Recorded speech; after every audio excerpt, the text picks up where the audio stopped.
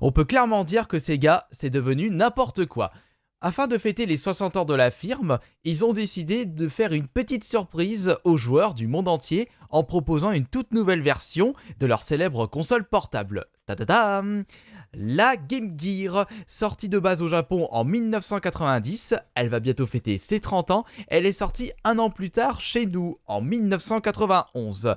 Et elle était une véritable concurrente de la Game Boy de Nintendo, en proposant par rapport à la Game Boy un écran de couleur rétro-éclairé, mais c'était une véritable bouffeuse de piles. Mais en termes de qualité de jeu, eh bien, elle en avait sous le capot. Et c'était vraiment une véritable guerre des consoles entre Nintendo et Sega, que ce soit console de salon, entre la Game Boy, entre la Super Nintendo ainsi que la Mega Drive, mais également sur le marché des consoles portables entre la Game Boy et la Game Gear. Si on enlève le problème de bouffeuse de piles, c'est-à-dire 6 piles pour 2-3 heures d'autonomie, cette console était carrément une véritable pépite, une révolution. De mon côté, j'étais plus du côté de Nintendo sur les consoles portables.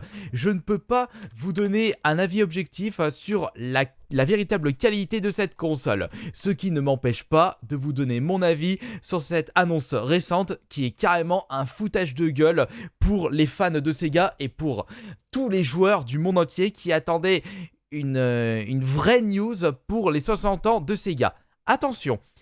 Peut-être que cette annonce n'est pas la véritable annonce que l'on attend le 4 juin, c'est-à-dire une console ou une news qui va révolutionner le côté hardware de chez Sega. C'est peut-être un petit bonus, mais un bonus assez moisi. Personnellement, ça ne m'intéresse pas vraiment. Et ce qu'il faut savoir, c'est que cette console, cette annonce, est en fait une version mini de cette Game Gear. Franchement, proposer une version mini d'une console portable, je ne pense pas que cela soit une très très bonne idée. Après tout, proposer une version mini d'une console de salon rétro, pourquoi pas? On a pu avoir de la bonne qualité avec la NES Mini, la Super Nintendo Mini, ça a été nettement moins bien avec la PlayStation 1 mini, parce que le problème c'est qu'elle avait de sacrés défauts comme absence de la langue française, alors qu'il y avait des jeux qui étaient proposés en français à l'époque, issus, contenus dans cette PS1 mini. On ajoute à cela que le prix était extrêmement cher. D'ailleurs, cette Game Gear mini sera proposée à 40$, très certainement 40€, et sera fournie avec 4 jeux.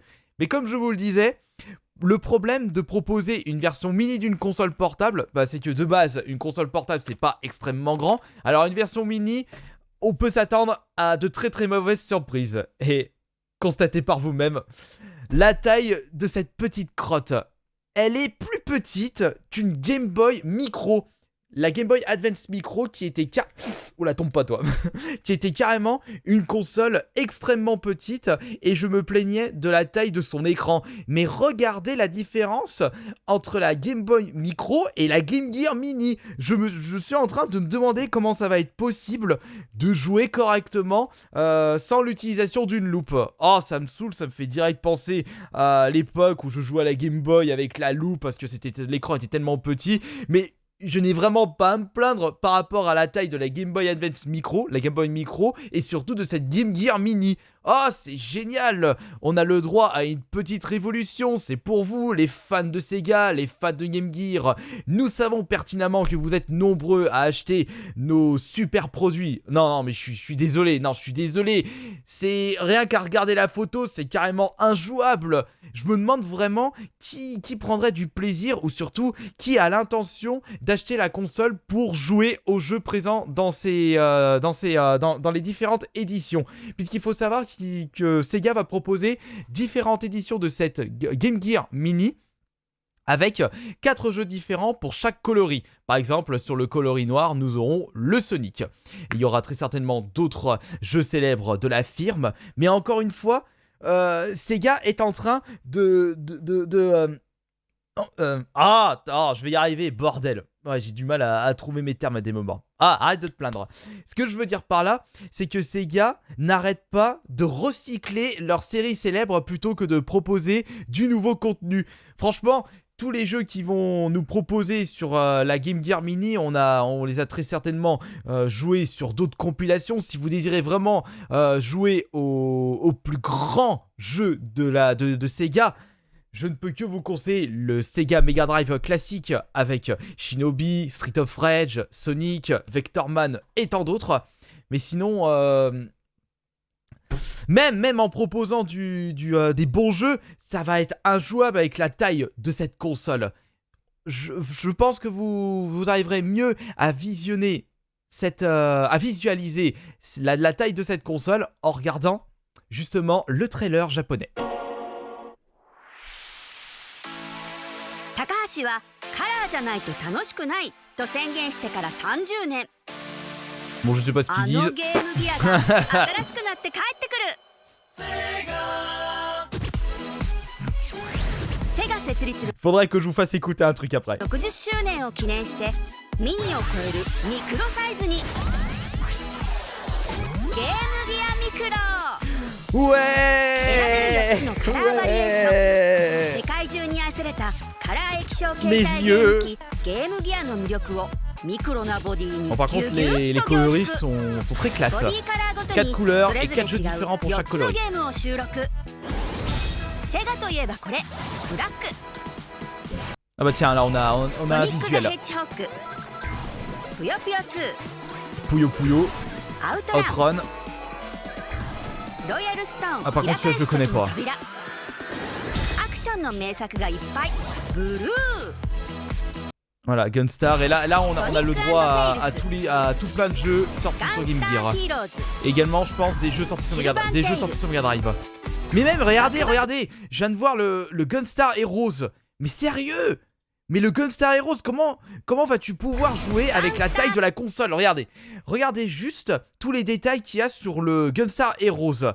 Et imaginez le jeu sur un écran aussi petit. Il n'y a pas besoin d'avoir fait des études supérieures pour comprendre que ça va être carrément injouable. ヒーローズ C'est pas bon ça, c'est pas bon. バクバクアニマル世界飼育係選手権シリーズ全部入りだイエロー Et tac tac tac avec le jaune, ce sera spécial Shining Force. Je pense que ça va être celui qui va être le plus prisé. Parce qu'il faut savoir que dans le milieu du rétro gaming, c'est souvent les RPG qui sont les plus recherchés. Parce que c'est pas mal de qualité. Et là, c'est Last Bible, Columns. Ok. Ah oui, c'est vrai. Ah oui, alors ça, c'est la belle blague.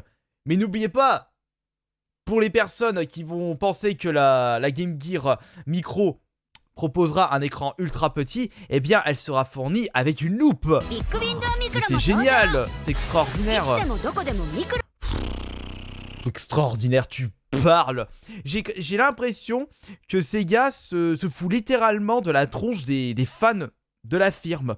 Bon, après tout, ils peuvent proposer des consoles, des goodies pour les fans, pour les collectionneurs. Après tout, pour un collectionneur puriste de la Game Gear, pourquoi pas acheter au moins une Game Gear Micro pour sa collection? Mais sinon, je vois vraiment pas qui achèterait cette Game Gear Micro. Il y a rien qui va là-dedans. Déjà, je trouve qu'il n'y a pas assez de jeux fournis dans une Game Gear Micro. Seulement 4 jeux par coloris, c'est misérable. La taille, on n'en parle pas. Fort heureusement, elle ne sera pas proposée à 100 € comme une certaine PSA Mini. Et encore, c'était pas le pire. C'était la Neo Geo Mini qui était à 150 € si je ne me gourre pas. Ouais, mais là, non, mais il faut savoir que le marché des consoles micro, des consoles mini, je veux dire, ça n'intéresse plus grand monde, ça intéresse uniquement les collectionneurs. Le public lambda ne sera vraiment pas intéressé par ce genre de produit. Surtout qu'en plus, la Game Gear, ça n'a pas été une console qui s'est vendue à des palettes entières. Oui, certes, elle s'est vendue à 10 millions d'exemplaires à travers le monde, mais chez nous, c'était plutôt la Game Boy qui s'était extrêmement bien vendue. Même si la Game Gear s'était quand même fait une petite place parmi les fans de Sega. Mais quand même, je suis très très déçu de cette annonce et j'ai vraiment pas envie de mettre 40 boules dans une version mini de cette Game Gear. Oh, après tout, si je la trouve dans un bac en solde à 5 ou 10 euros, pourquoi pas pour la collection? Pourquoi pas la tester en vidéo et vous montrer l'étendue du problème? Non, non, mais je suis très déçu, hein. J'espère sincèrement que ce n'est pas la véritable annonce des 60 ans de chez Sega et que ce n'est juste qu'un petit bonus proposé par la firme pour les 60 ans et pour bientôt les 30 ans de la Game Gear. Enfin, vous pouvez me dire dans l'espace des commentaires ce que vous pensez de cette news. Je vous remercie beaucoup de votre présence et on se retrouvera plus tard pour une prochaine news et une prochaine vidéo spéciale actualité jeux vidéo de la part d'un passionné qui a souhaité garder un avis neutre dans les jeux vidéo.